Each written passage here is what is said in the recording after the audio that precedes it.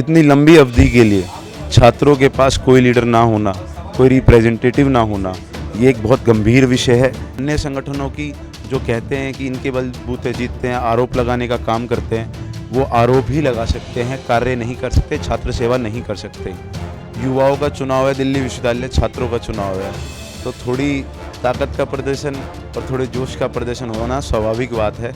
दिल्ली विश्वविद्यालय का जो है मतदान वो पूरा हो गया है और आज जो है इसका रिजल्ट भी आना था, लेकिन दिल्ली हाई कोर्ट ने फिलहाल इस पर रोक लगा दी है और इसको लेकर एबीवीपी की तरफ से प्रेस वार्ता भी की गई। हमारे साथ बातचीत करने के लिए एबीवीपी के अध्यक्ष पद के प्रत्याशी जो है ऋषभ चौधरी जी हैं। जिस तरीके से भैया ये जो पूरी प्रक्रिया हुई है, लेकिन हाई कोर्ट ने इस पर रोक लगाई है और ये कहा है कि जब तक जाँच पूरी नहीं हो जाती तब तक ये रोक रहेगी और अगले महीने तक कहीं ना कहीं अब इस पर फैसला होगा। तो क्या कैसे देखते हैं इस पूरे फैसले को? देखिए, हाई कोर्ट के जो आदेश आए हैं हम उनका पालन करते हैं, सम्मान करते हैं, पर साथ ही मैं आपको बता देना चाहता हूँ, मेरी एक अपील है कि जल्द से जल्द दिल्ली विश्वविद्यालय छात्र संघ चुनाव के रिज़ल्ट आएँ और जो नए पद अधिकारी हैं वो अपना कार्यभार संभालें और छात्रों के लिए कार्य शुरू करें, क्योंकि इतनी लंबी अवधि के लिए छात्रों के पास कोई लीडर ना होना, कोई रिप्रेजेंटेटिव ना होना, ये एक बहुत गंभीर विषय है। बहुत छात्रों को समस्याओं का सामना करना पड़ेगा। इस कारणवश तो मेरी ये सभी एडमिनिस्ट्रेशन से और हाई कोर्ट से अपील है कि जल्द से जल्द दिल्ली विश्वविद्यालय छात्र संघ चुनाव की घोषणाएं हो।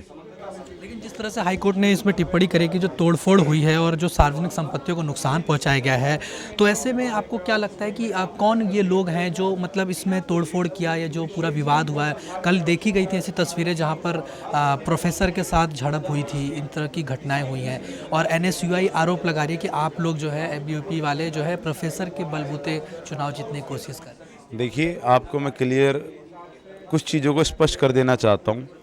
विद्यार्थी परिषद का कार्यकर्ता साल के 365 दिन ऑन ग्राउंड रहता है। मैं पिछले 7 सालों से दिल्ली विश्वविद्यालय के प्रांगण में एक्टिव हूँ, तो मैं ये मानता हूँ मेरे को कोई प्रोफेसर चुनाव नहीं जिता सकता। छात्रों की आवाज़ जिस तरफ होगी, छात्र जिसको चाहेंगे, छात्रों का चुनाव है और छात्रों के लिए है और छात्रों से है, तो वो जिसको चाहेंगे वो उसको जिताएंगे। जिसको वो जिताना चाहते होंगे, जो उन्हें लगता होगा कि उनको उनका रिप्रेजेंटेटिव बनने लायक है, वो उसको जिताएंगे। और रही बात अन्य संगठनों की जो कहते हैं कि इनके बलबूते जीतते हैं, आरोप लगाने का काम करते हैं, वो आरोप ही लगा सकते हैं, कार्य नहीं कर सकते, छात्र सेवा नहीं कर सकते। वो इसीलिए आरोपीकरण का खेल बहुत लंबे समय से खेलते आ रहे हैं और वो खेलते रहेंगे।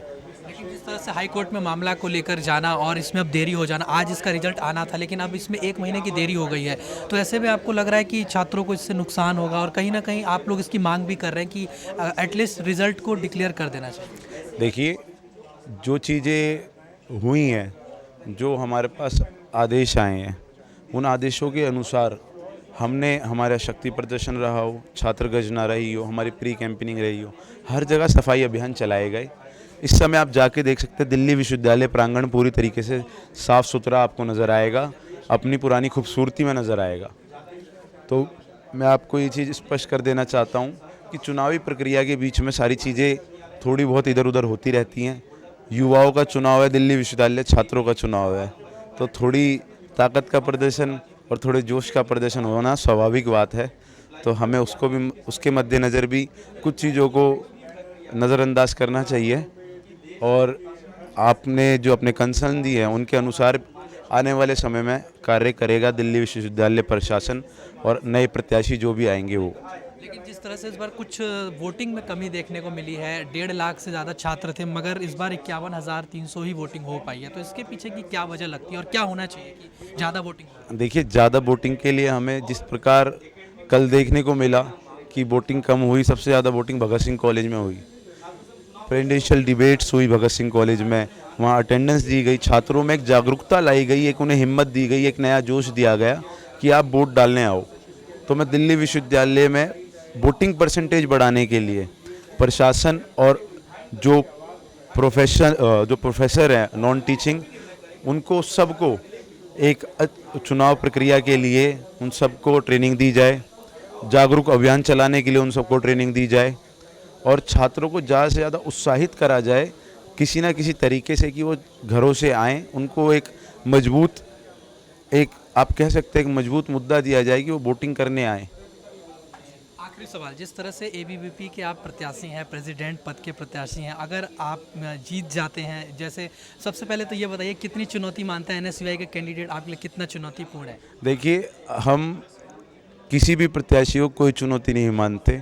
दिल्ली विश्वविद्यालय के छात्रों का प्यार भर भर के मिला है। जिस प्रांगण में गए, जिस कैंपस में गए, छात्रों ने संपूर्ण प्यार दिया, पकड़ के बताया भैया आपको वोट डाले हैं, भैया आपको वोट डालने जा रहे हैं। तो वो जोश युवाओं का देखकर कल ही तय हो गया था कि एबीवीपी चारों सीटों पे विजयी करने वाली है और भारी मतों से करने वाली है। लगातार 10 सालों से दिल्ली विश्वविद्यालय में एबीवीपी का एक कब्जा रहा है, पूरी तरह से आप लोग का वहाँ पे वो सारे पद आप जीतते हुए आए हैं। तो ऐसे में क्या आप नया करेंगे इस बार? अगर आप जीतते हैं तो छात्रों के लिए इस बार विशेष क्या रहेगा? क्या आपकी प्राथमिकताएं हैं काम को? ये ऐसे तो बहुत है, हमारे मैनिफेस्टो है, पर कल के अभी हमारी बात थोड़ी देर पहले वोटिंग विषय के ऊपर चल रही थी, तो उसको बढ़ाने के लिए हम कॉलेज की वोटिंग समय की अवधियों को बढ़ाने का काम करेंगे। जिन कॉलेजेस में हम कर सकते होंगे कि एक छात्र भी एक समाज का हिस्सा है। जब असेंबली इलेक्शंस में सुबह 7 बजे से 8 बजे से आपको शाम 6 बजे तक का समय मिलता है, तो फिर खाली वोटिंग छात्र संघ चुनाव में 3-4 घंटे का समय क्यों? छात्र भी आज का युवा है, समाज का हिस्सा है, उसको भी समय अवधि बढ़ानी चाहिए। और आने वाले समय में हम इस पे कार्य करने के लिए पूरी एक प्लानिंग करेंगे, एक मैनिफेस्टो तैयार करेंगे, एक नया प्रोजेक्ट तैयार करेंगे, हम इसको कैसे लागू कर सकते हैं। बहुत बहुत धन्यवाद आपका। तो ये हमने बातचीत करी जो एबीवीपी के प्रेसिडेंट हैं, आपको बता दें कैंडिडेट हैं, और निश्चित तौर पर अब देखना ये रहेगा कि कितनी जल्दी चुनाव की जो मतगणना हुई है उसकी रिजल्ट कितनी जल्दी आते हैं, और हाई कोर्ट ने जो भी आदेश दिया है वो जांच कितनी जल्दी पूरी हो जाती है। वीडियो जर्नलिस्ट के साथ हिमांशु दुबे, दिल्ली 24 भारत, दिल्ली।